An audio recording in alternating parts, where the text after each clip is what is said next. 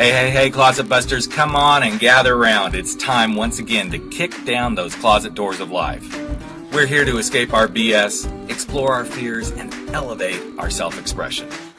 I'm your host, Rick Clemens, bold move expert and coming out coach, and I'm going to take you to the party, the pulpit, the wake, and back to the party of living your life uncloseted. So come on, grab hold of yourself and get ready to step out, step up, and step into living your truth as we explore more stories, tips, and tricks for living your life uncloseted. Now let's get to the show. Hey, Life Uncloseted family. It is time once again for Life Uncloseted, where we go explore all those big, bold moves that you want to be making in life, and sometimes you just don't do it because, well, you're stuck in your closet. And when you're stuck in your closet, then you cannot live life on your terms. And you know, sometimes the closet can be a dark, dark closet. It's the kind of closet that you find yourself retreating into yourself, and maybe it's because you've been bullied, maybe it's because you have an addiction, and the only way to get through life is to be fully embraced in, I'm going to go hide myself from the world and just wrap my arms in this lovely addiction until one day you realize this isn't where you want to be. In fact, you're actually stuck in this closet and you want to come out of it. You want to make that bold move that says, I'm supposed to be doing this. And I can tell you this, that today's guest, he was in the darkness. He found his way out of that closet, and he suddenly dumped his addiction. I'm not saying like suddenly overnight, but he dumped his addiction. He began to rebuild his life. And well, we're going to just let the rest of it kind of unfold for you here on the show. So he is from a really, really amazing space of coming truth to himself. And I think this is what this podcast is all about. His name is Mark Stephen Pooler, and he is joining me today to talk about what is it like when you finally step out of that closet, admit where you've been, and start to step into the life you're truly supposed to be leading. So welcome to the podcast, Mark. I'm so excited to have you here, man. Hi, Rick. Thank you so much for having me on your podcast, and I'm really looking forward to being interviewed by you today. Great. So let's just kind of dive in right straight away, Mark. You went through some pretty tough stuff. You were being bullied. Then you found that the only way to kind of get away from this was you dove into some deep, dark spaces, as I've alluded to. So why don't we kind of go back to, let's talk about the bullying and how that started to take you down a path of self-destruction. So bring us a little bit of the story around that. So ever since my school years, primary school, secondary school, I was heavily bullied about my sexuality before I even knew my own sexuality. That was really hard, being called a puff, being called gay, before you actually know your own sexuality. And also, Rick, about the way I looked as well. I used to get called big chin, big ears, and this went all the way through my school years, and my education really suffered because I realised by making people laugh, it calmed down the bullying. So I become a naughty child. I used to play up a lot to calm down the bullying. So my education really suffered. And it was a really lonely childhood, low self-esteem, low self-confidence. Mm-hmm. And so as that happened, and I can relate to some of this, I wasn't ever really bullied, but to some degree I was made fun of for being a big guy, being heavy and chubby. And I think a few people did bully me about possibly being a fag, but not to the point where I like really made anything of it. But as you went through this, what I'm curious about is this kind of making fun of stuff and like making people laugh. How did you find that, okay, this is kind of my protection? I mean, how did you kind of land in, okay, if I can make people laugh, things don't get any worse? When was that first time you can really remember, okay, I made somebody laugh and, oh, I'm kind of protecting myself now? It was when I used to play up in class, and I used to get kicked out of the class. As soon as I'd walk into a lesson, I would start playing up, and I'd get kicked out of the lesson straight away and not be in class for most of the lesson. I would always be the one outside in the corridors waiting for the class to finish because I'd been kicked out. And I realised soon early on at school that by making people laugh, it did calm down the bullying. But like I say, my education really suffered. I left school with really bad grades. And so as that unfolded, you know, you're getting kicked out of classes, you're sitting out in the hallways, grades aren't happening. What's going on at home? I mean, how are your parents reacting to all of this? What's going on for you on that space?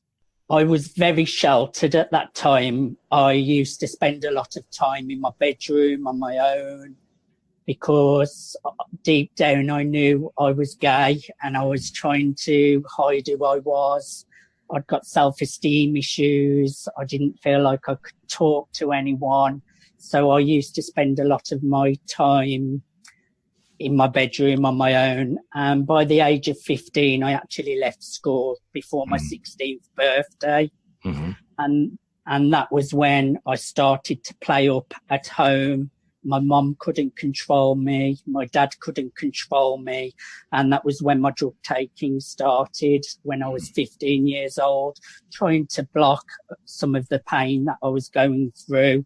And it started on softer drugs to start with, things like amphetamines, cannabis. And then as time passed, it did go to stronger drugs too. And so as you started stepping into the drug world, which many of us had played in, I've smoked pot and stuff myself. When did you truly realize this was what was kind of the medication? This is what helped you feel completely, I'm going to say numb to the world, because I've had other conversations with people who've gone this. But, you know, was it a year in, a couple of years in? At what stage, what kind of drugs were you taking where you realized, okay, I'm really numb. I don't have to even deal with this. Was there a defining moment for you? I think from the age of 15, it just started out on really soft drugs, and it was just doing what other friends were doing to fit in and just having a laugh. By the age of 18, I'd started to work at leading name hair salons. I've always been a worker throughout my addictions. I started going out partying every weekend, and that was when I started taking drugs, and it became a more frequent thing every weekend. And that was when I did start to suffer. I lost a lot of weight. I'd get headaches. Yes, and that was when it really started to become out of control. I forgot to mention as well, Rick, I actually came out at the age of 15. I came out at school just before I left school, and that was the reason I left. I could not tolerate the bullying anymore. I came out at the age of 15 to everybody, which I'm quite proud of that because I'm 37 now. And when I came out at the age of 15, it was a different time to come out to how it is now. It's a lot more easy to come out now. Sure. When I came out at the age of 15, it was a harder time to come out. And yes, I started drug taking from 15 up until the age of 18. That was when I started going out partying. And then by the age of 21, I hit at rock bottom and my life spiraled out of control. And I became addicted to crack cocaine and heroin. My life was going nowhere. And you can't go any lower than crack cocaine and heroin. And I went on a party night out with friends, taking party drugs, having the time of my life 1 minute. And the next minute I woke up in hospital. My mum got a phone call saying, if you want to see your son alive again, you need to get to the hospital straight away. My chest had all been shaven, where shot pads had been used on me to bring me back to life. Bruises all up my arms where adrenaline had been pumped into me. And people say you only get one chance at life. I have Right. been given two, Rick. So I feel it's my responsibility to share this message with people that live the best life that you can. You can create anything you want to create with the right belief system. Mm-hmm. So I'm curious, throughout this whole thing, because this all started with bullying. So here you are being bullied in school before you even came out of the closet. And then as you get to 15, you start to realize, okay, I'm gonna get through this by starting to, do drugs, and starting with the soft drugs, and then it moved on up to heroin and things such as that. But once you started doing the drugs, and now you're out of school, you're trying to work, you're working in the salons and stuff. As you did the drugs, I'm curious, did that really stop the bullying? Was it continuing even as you were working and, moving from 15 to 21? Were you still experiencing bullying? From the age of 16, once I'd left school, the school childhood bullying stopped. Mm-hmm. Don't get me wrong, I have had different kind of bullying when I used to be employed in the workplace. Mm-hmm. You come across a different kind of bullying, right. But it's not the same kind of bullying to do with your sexuality or the way you look. Workplace bullying was totally different, just to do with politics at work, managers thinking that they can treat you not well. So it was a different kind of bullying, what I'm sure other people can relate to. So it wasn't the same kind of bullying where it's more personal about your sexuality and the way you look. Mm-hmm. Also, Rick, I forgot to mention, by the age of 21, it led to me having a lot of cosmetic procedures about the way I looked. I went on to have a hair transplant, my ears pinned back, chin reduction, all my teeth straightened. It was like the wounds had healed, but the scars were very still much there. I'm so glad you brought that up, because I believe, through my own experience and other people that I've had conversations with very similar to this one I'm having with you, that we experience these things. And so then we start to retreat. It might be retreat into drugs, we retreat into alcohol, we retreat into food, we may retreat into sex, whatever it is, to kind of overcome what we want to feel. And then even as things start to change, or we think they start to change, because, okay, now I'm doing this and this gives me some form of pleasure. You just brought up the, all the plastic surgeries and stuff. But at the end of the day, and you just so eloquently shared it, Mark, they're still the same you until you make the decision that the you that you really want to be. There's no amount of plastic surgery. There's no amount of, getting bullying out of the way until you decide to step into yourself. So here you are in that space of, I'm a drug addict, I've done all this stuff. And then you're laying there about to die. Your mom has gotten that call. What was the wake-up call for you? I mean, I realize you're in the hospital. Was it in that moment that you realized, I've got to make a change? Or was it something that happened post that experience in the hospital? Unfortunately, as soon as I left the hospital, I went straight back out and carried on taking ecstasy. I'd still got the stickers on my chest from the hospital, and I carried on taking drugs the same day as what I left the hospital. A couple of days after that, my mum caught me taking crack cocaine in my bedroom. She grabbed the crack pipe off me. She ran outside with it, chucked it down the drain, and she kicked me out of the family home. I moved away from the area where I was living. I moved away from all the associations that were dragging me down, and I slowly started to rebuild my life.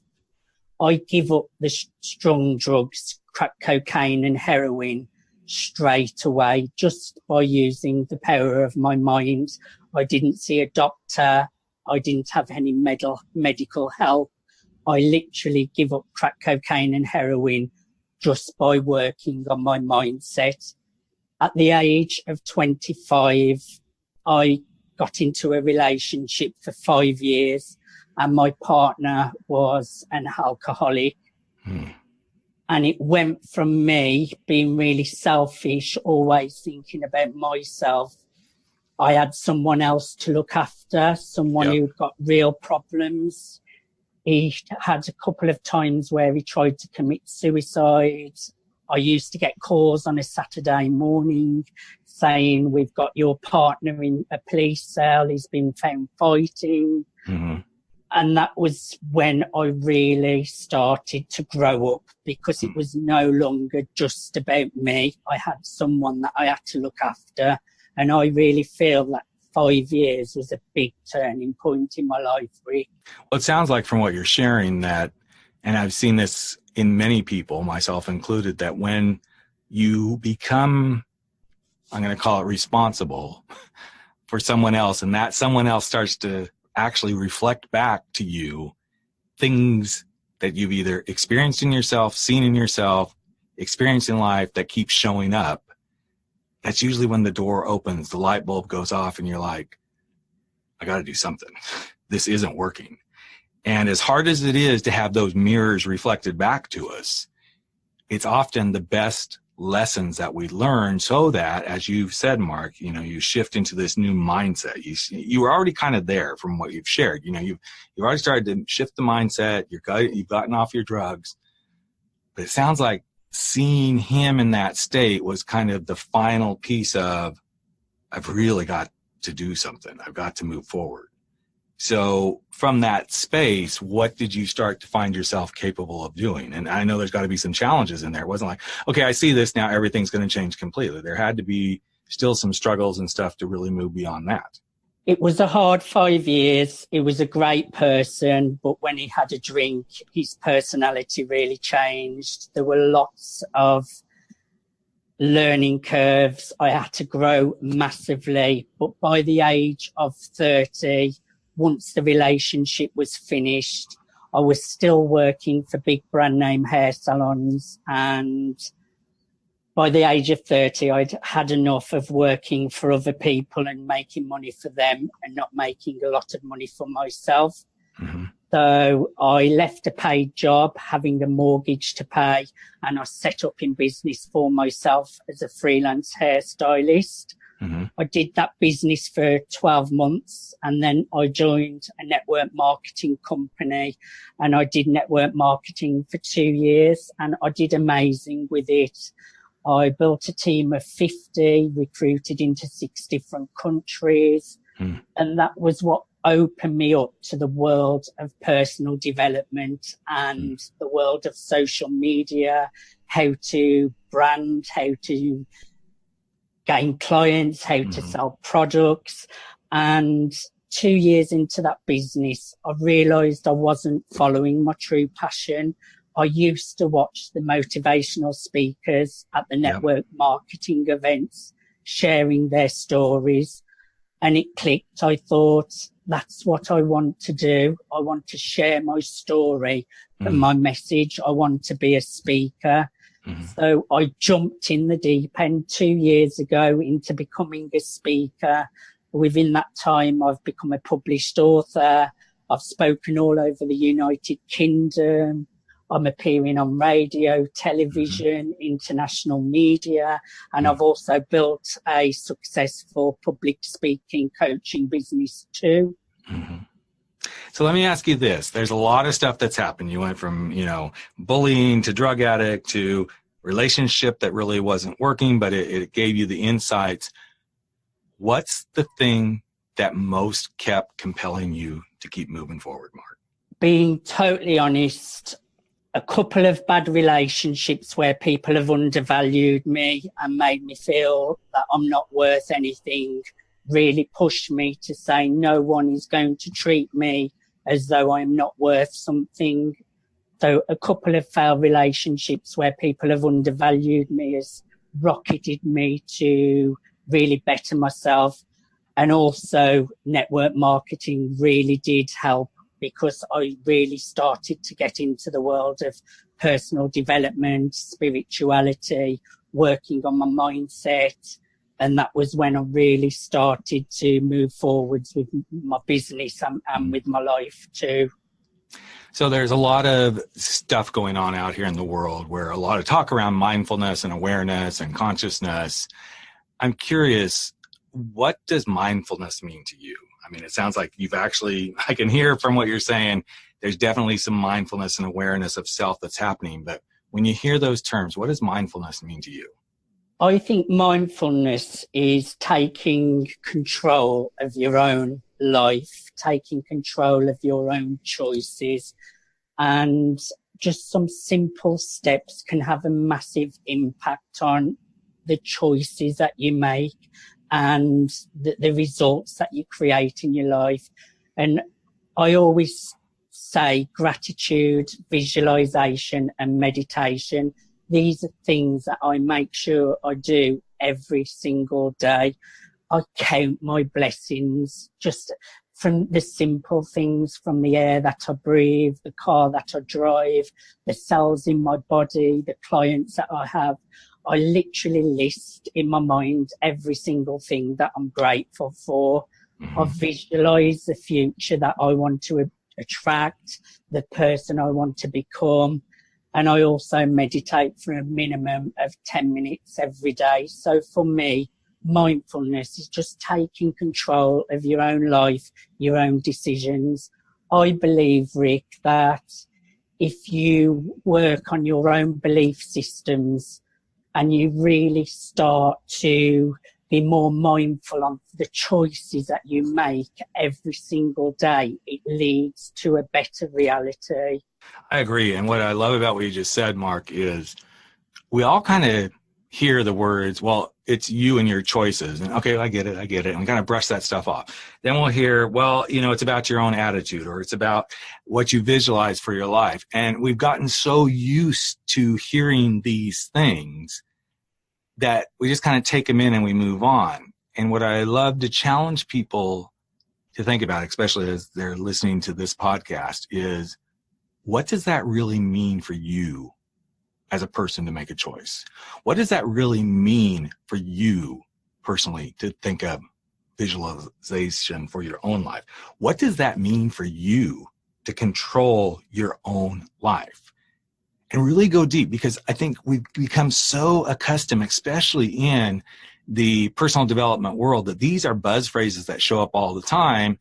It's almost like, in some way, we can become numb to them.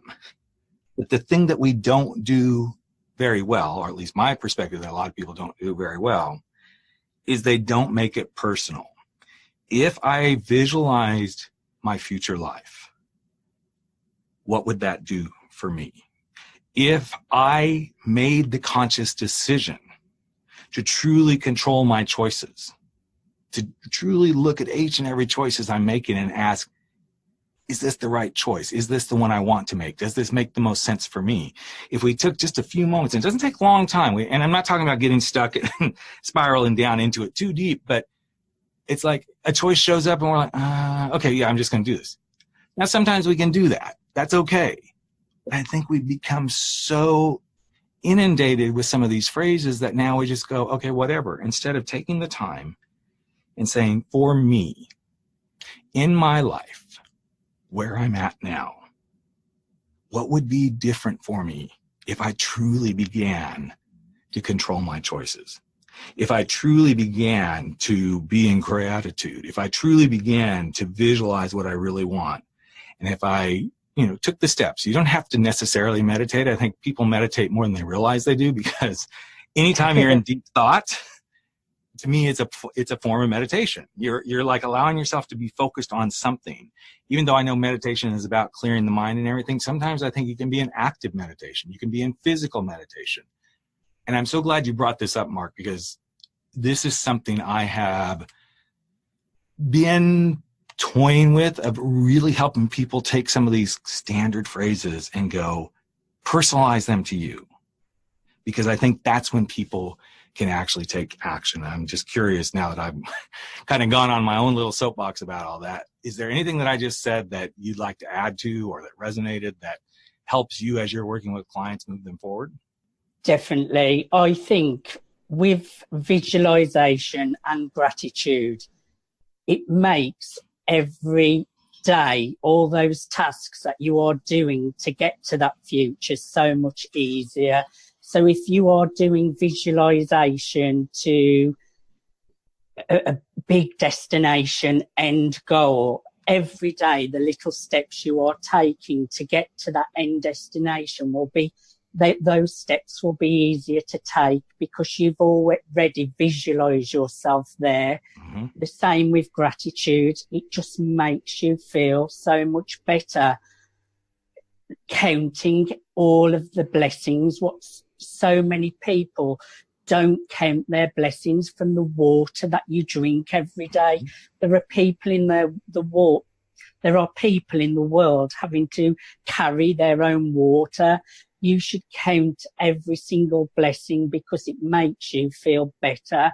Visualize your future, and then the steps you take every day to get to that future are so much easier to take those steps every single day because you visualize yourself. And also, just being mindful of the choices that you make. I don't think you can make a wrong choice, but just be mindful, is it the right choice for you to make?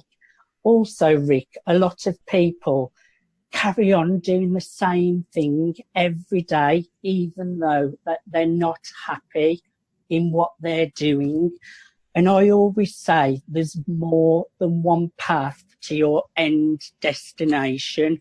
Always know when to end something and when to start something new. I think you hit the nail on the head because we get so caught up in, okay, this has to happen and this is how we're going to do it.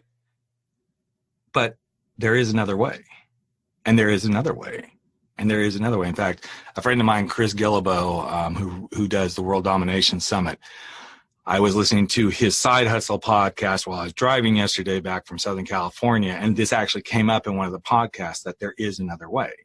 And oftentimes we get so stuck in, but this is the way. I know for me, this past year has been about me trying to figure out a way to do speaking. And I shifted from doing speaking in the college and university market where I wasn't being paid, where I didn't even have to do the outreach. I was just getting pulled in with another group, and it was great, and I loved doing it. And then when I realized I really wanted to be doing public speaking because I was really good, what I had to figure out for myself, and I just figured it out in the last couple of months of 2018, was public speaking for me wasn't going to be the keynote speaking. I can do that. It wasn't going to be me going out and necessarily like pushing hard to find the deals. What public speaking for me was going to be is me continuing to do what I do best. Podcasting, writing, being a coach, but podcasting and writing being the primary things where I get to use my voice, where I get to become someone who says, here's the change. Here's an influencer that's trying to influence you into something new. I'm using these mediums in the hopes, and it's already started to happen because I've shifted my focus, that people will hear me read something that I write and go, hey, we'd like to have you come speak. And for me, that was the shift. I had to see there was another way.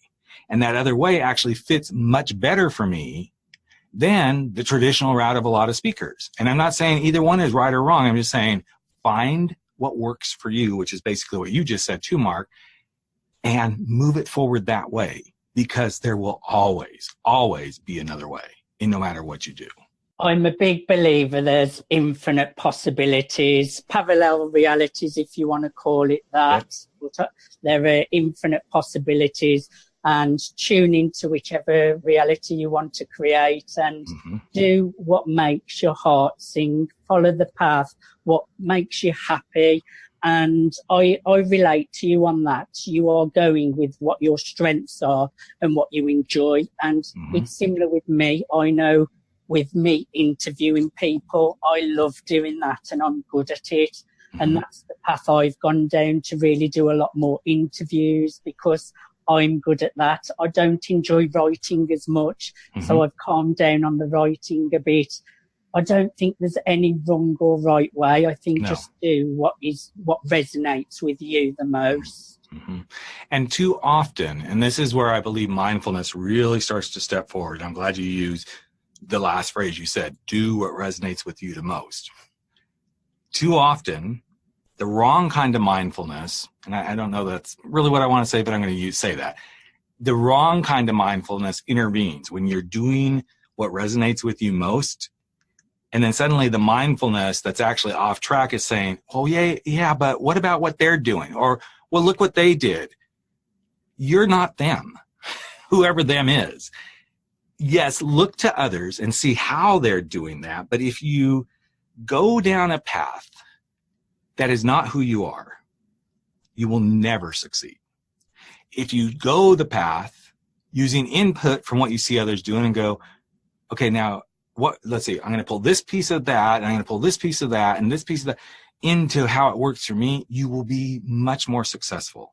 I don't care if it's how you get out of drug addiction, to losing weight, to finding the love of your life, to starting the business you want to start, to even learning to be more mindful. There are thousands of teachers out there at this stage teaching consciousness, mindfulness, meditation. Not every one of those is going to work for everybody. Learn what you most want, how you want it, what's going to work for you, and bring those pieces into play and let everything else go aside. Because when you try to do what somebody else has done, the exact same way they have done it, I can guarantee you most people will fail because they're not mindful enough to go, how will this best work for me? What resonates with me? And how can I make this successful the way I want to do it? I totally agree. And I've been guilty of that in the past too. And I made a conscious decision this year not really to look at others, to compare myself, to be in competition with, and certainly not to be jealous of. I only now look at others to be inspired by and to celebrate others' success, and obviously to see what others are doing. But I very much try and walk my own path. And if the crowd's going in one direction, I try and go in the other now and just walk my own path. So here's something that's interesting that as you were speaking, Mark, it caused me to remind myself that the best thing you can do when, and sorry for coughing in everybody's ear there, but I got literally a little choked up thinking about this. When you go to compare yourself to somebody else, you are hurting yourself. And what I have learned that's been most effective for me, and maybe this will work for you, and don't do everything somebody tells you to, but I find this very helpful, is when you are in that comparative space and something shows up on Facebook or you see something on TV and you go, oh my goodness, they're so successful or whatever, why can't I be that? Instead of saying, why can't I've learned to start seeing those things and going, thank you for showing this to me. Thank you for showing this to me. Thank you for showing this to me so I can learn. What can I learn from this? Not why them and fuck them that they, I mean, and I can still go there. I'm not saying, folks, I'm 100% good at this, but even today, there were a couple of things that showed up in my day to day, and I felt myself going to that, fine. Why is it always? And as soon as I said, why is it always? Or, I wish any of those statements that we say, I'm going to invite you to pause as soon as you start to feel those little phrases showing up, whatever your little phrase is, and actually, as Mark said, give gratitude. Give gratitude that you're being shown this. And I'm actually going to kind of steal some of what you just said, Mark, and make it like all tie together as we wrap up here. And I invite you to give gratitude for what you're being shown and to visualize how you can use that to get where you're going. And let that be good enough. Because if you do the comparison thing and you do it in the wrong way, you will always be miserable and unhappy. And I think there's too many times in this day and age, because of how we're assaulted with everybody being happy, happy, joy, joy through social media or whatever it may be, that we get a false sense of reality instead of looking at the reality of what somebody is sharing and going, I'm so glad I got to see that because that teaches me whatever that teaches you so that you can move your life forward. So Mark, I have one last question before we wrap up here. I know you've been through a lot. Actually, two questions. As a gay man, having gone through everything that you've gone through, even the bullying, do you feel like being a gay man has given you some sense of advantage of how you can get through some of these things? The bullying, my past, collapsing and dying, it's made me so strong. I can get through so much in life. I'm always facing challenges. Mm-hmm. I'm always facing hard things, but I know I can always get through them. It's just made me a really strong person. Mm-hmm. And also, Rick, I just wanted to touch on what you're saying about comparing yourself with others too. No matter how successful someone looks on social media and how good their posts look and how successful they seem to be, everyone has got things going on behind closed doors. Nobody knows the truth. You only see the good parts on social media. So you should never look at others thinking people are above you or people are better than you. We're all equal. We're all one on this big earth, flying through space. No one is better than anybody. And people only put the best on social media. Look and be inspired. Look to celebrate others' success. Never be envious. Never be jealous. And I always say, be a racehorse and put your blinkers on. Laser focus on your own goals, your own dreams, your own end destination. And eventually what you're focusing on will show up. And I think that's a really good place to wrap it up. Mark has given us just an immense amount of information and sharing and bearing his soul to truly do what he said he wants to do, share his story to help others. And I just want to say thank you, Mark, for being here and taking time out of your day. And your day is over because it's almost evening. It's in evening time in London for sure. But thank you so much for stepping up to the plate and showing what it means to make bold moves and to live your life uncloseted. I really appreciate you, man. Thank you so much for inviting me on your show. I've really enjoyed today. And I want all of you to stay tuned because in just another week, we're going into the White House. And I'm just going to leave it at that. Hope you join us in 1 week when we're back for another episode of Life Uncloseted. All right, there you have it. Another episode of Life Uncloseted has come to an end, but that's okay. We're going to be back in just a couple of days sharing more stories, tips, tricks, and wisdom for helping you live your life uncloseted. And you know what? You can share it too. Just take a few moments if you like and if you believe in this podcast and share it with someone you know today. Share it from your phone, go share it on iTunes, Stitcher, wherever you are. Maybe even give us a rating and review because you know what? It's all about the planet living their life uncloseted. I'm Rick Clemens, host of the show and the guy who helps you make those big, bold moves.